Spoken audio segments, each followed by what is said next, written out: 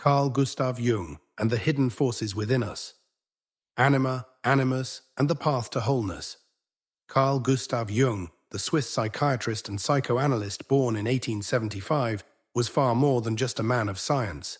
He was a visionary, a seeker of truth hidden in the shadows of the human soul. While many of his contemporaries focused on observable behavior and conscious thought, Jung dared to descend into the deeper layers of the mind, into what he called the unconscious, a vast inner world teeming with symbols, forgotten memories, and archetypes that shape our every choice, desire, and fear. Jung's legacy isn't confined to the walls of psychology textbooks.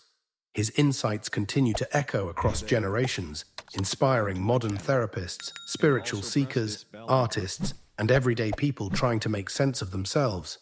Among his most powerful and personally transformative concepts are the anima and animus, the inner feminine and inner masculine that dwell within all of us, regardless of gender. These are not just abstract ideas, they are living forces in our psyche, influencing how we love, how we suffer, how we relate to others, and even how we view ourselves. And though they may at first sound mystical or esoteric, they are grounded in real psychological dynamics, patterns we see playing out in relationships, emotional struggles, gender identities, and personal growth. Let's take a journey through Jung's lens, step by step, to explore what these archetypes mean, how they show up in everyday life, and why they matter more than ever in a world that often seems emotionally fragmented and spiritually lost. The human psyche, more than meets the eye. Jung believed that the psyche is like an iceberg. What we're consciously aware of, our thoughts, plans, and decisions, is just the tip. Beneath the surface lies the unconscious, a vast, mysterious realm that contains not only our personal memories and repressed feelings, but also something far older and deeper, the collective unconscious. The collective unconscious is a kind of psychological inheritance filled with archetypes, universal images and symbols that repeat across cultures and history. These archetypes are not learned, they are inborn. They live in our myths, our dreams, our stories, and our deepest instincts. Among the most powerful archetypes that Jung explored were the anima and animus. What is the anima? In Jungian psychology, the anima is the unconscious feminine side of a man. But it's more than just a gendered idea. The anima represents emotional depth, intuition, vulnerability, nurturing energy, creativity, and soulfulness. The qualities often associated with the feminine across time and cultures. Every man carries within him an inner woman.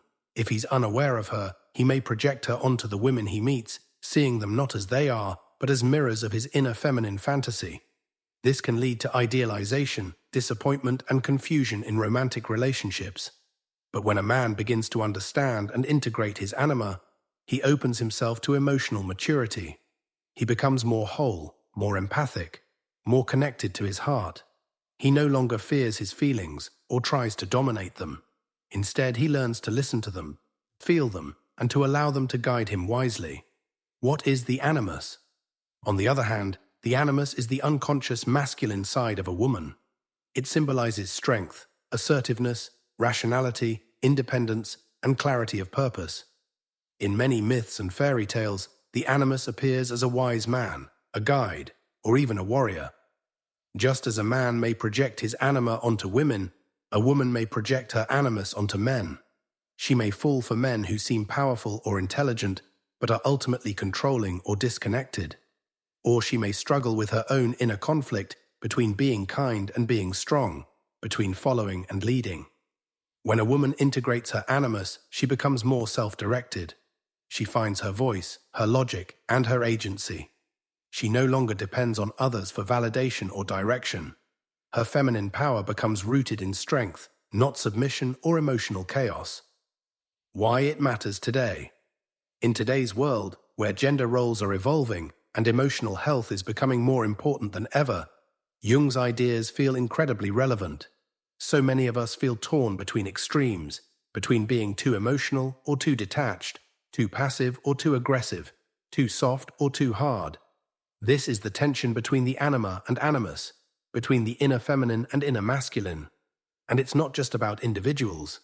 These archetypes also show up in relationships, where partners often play out each other's unconscious dynamics. A man may become cold or avoidant, not realizing he's rejecting his own anima.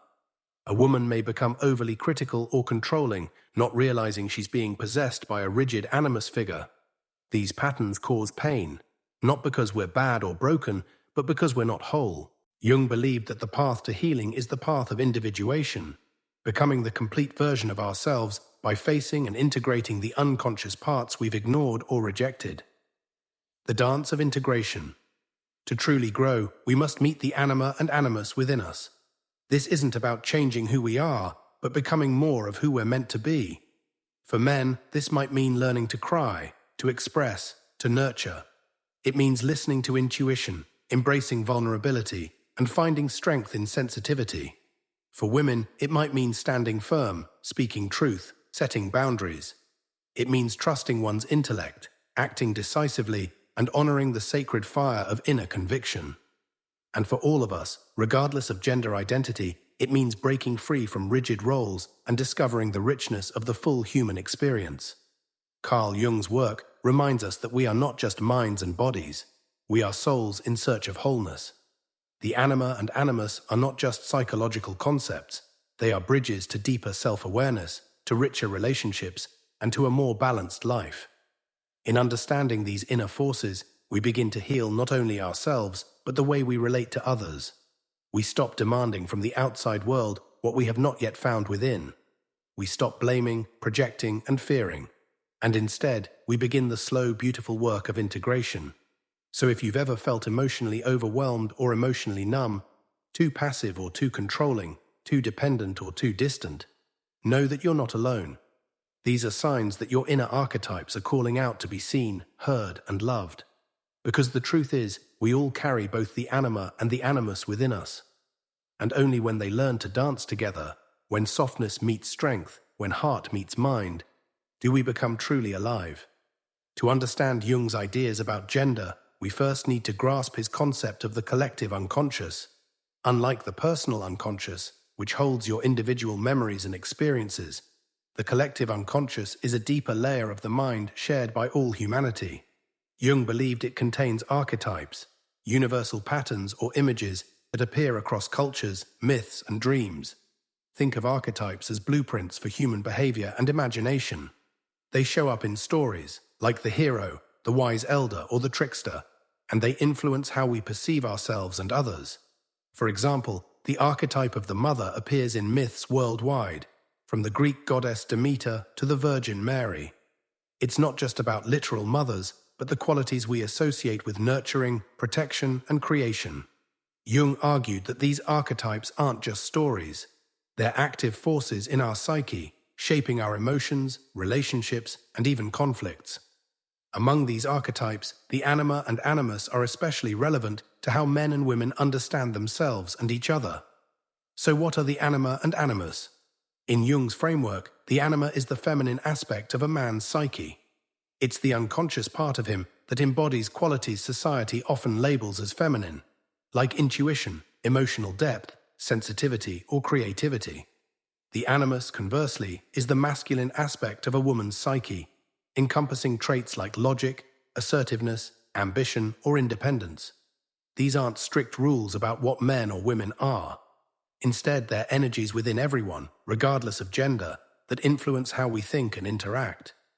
Jung developed these ideas by observing his patients and studying mythology. He noticed that men often projected their inner feminine qualities onto women in their lives, mothers, lovers, or friends, while women projected their inner masculine traits onto men. These projections can create powerful attractions, but also misunderstandings. For instance, a man might idealize a woman as his perfect muse, only to feel disappointed when she doesn't match his fantasy. That's not her fault. It's his anima at work, projecting his unconscious needs. Let's break this down with an example. Imagine a man named Alex. He's analytical, driven, and stoic, qualities society often calls masculine. But deep down, Alex struggles with expressing emotions or trusting his intuition. He might not even realize this until he falls in love. Suddenly, he's drawn to someone who seems to embody everything he's not. warm, expressive, intuitive. Jung would say Alex is encountering his anima through this woman. She feels like his missing half because she reflects the feminine qualities he's suppressed within himself. But here's the catch. If Alex doesn't recognize this as a projection, he might expect her to always be that idealized figure. When she inevitably acts human, maybe she's stressed or disagrees with him, he feels betrayed. This is where Jung's insight shines. The anima isn't about women being deceptive or chaotic, as some misinterpretations claim. It's about a man's own unconscious, projecting its contents outward.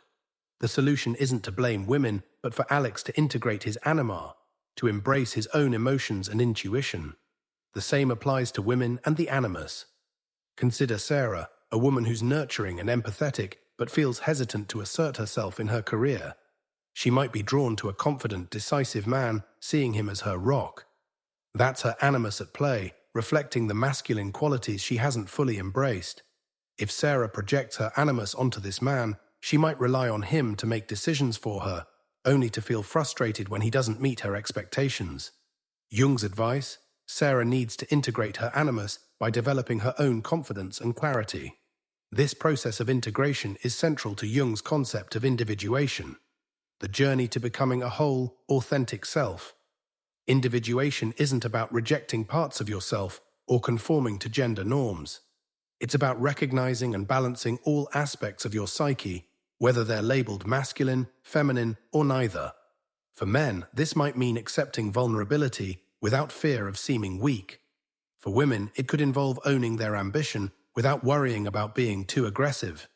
Jung's ideas about the anima and animus came from years of study, including his own inner exploration. In his personal journals, later published as the Red Book, Jung documented his encounters with his anima, which appeared in visions as a feminine figure named Salome. These experiences weren't literal, but symbolic, teaching Jung about the hidden parts of his psyche. He believed everyone has such inner figures, and engaging with them through dreams, art, or reflection helps us grow. This is where some modern takes on Jung go astray. You might come across videos or posts claiming Jung revealed dark truths about women, like they're inherently manipulative or driven by unconscious motives. That's a distortion. Jung never said women are this or men are that. He saw the anima and animus as universal, not tied to biological sex. A woman can have an anima, a man an animus, depending on their unique psyche. Reducing Jung's work to gender stereotypes misses the point. It's about inner balance, not outer conflict. To make this practical, let's explore how the anima and animus show up in everyday life. For men, an unbalanced anima might manifest as mood swings, idealizing women, or feeling possessed by emotions they can't explain. Jung described this as the anima taking over, like a storm cloud in the psyche. A classic example is the nice guy who puts a woman on a pedestal only to feel resentful when she doesn't reciprocate. The solution? He needs to dialogue with his anima, maybe through journaling, therapy, or creative outlets, to understand what he's projecting. For women, an unbalanced animus might appear as being overly critical or rigid, as if the masculine energy is dominating her psyche. Jung noted that an unintegrated animus can make a woman opinionated to a fault, arguing for the sake of argument. Think of someone who feels compelled to prove herself in every debate, even when it's unnecessary. By integrating her animus, she can channel that energy into constructive leadership or clear decision-making. Jung's insights extend beyond romantic relationships. The anima and animus affect how we interact with colleagues, friends, and even ourselves. A manager who's all logic and no empathy might be ignoring his anima, alienating his team. A woman who avoids leadership roles, fearing she's not cut out for it, might be suppressing her animus. Recognizing these patterns can transform how we navigate life.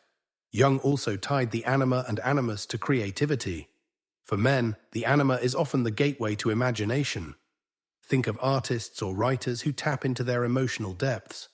For women, the animus can spark bold ideas or intellectual breakthroughs. This is why Jung saw these archetypes as life-giving, not dark or dangerous. In his words, the anima is the archetype of life itself.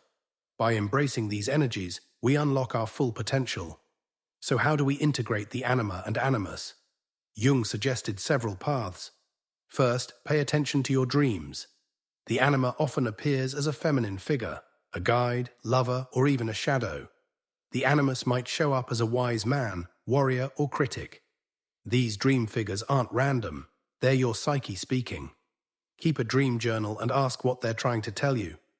Second, reflect on your relationships. Notice when you're projecting. Are you idealizing someone, blaming them for your emotions? That's a clue your anima or animus is at work. Third, engage in creative expression, art, writing, music, to give these archetypes a voice. Finally, consider therapy or introspection to explore your unconscious. Jungian analysis, in particular, focuses on this inner dialogue. Jung's work is especially relevant today as we navigate evolving gender roles. In his time, the early 20th century, society rigidly defined masculine and feminine.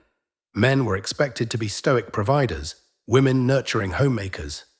Jung challenged these norms by showing that everyone carries both energies. His ideas resonate in our era, where people are breaking free from stereotypes and embracing their full selves. Yet Jung's theories aren't without critique.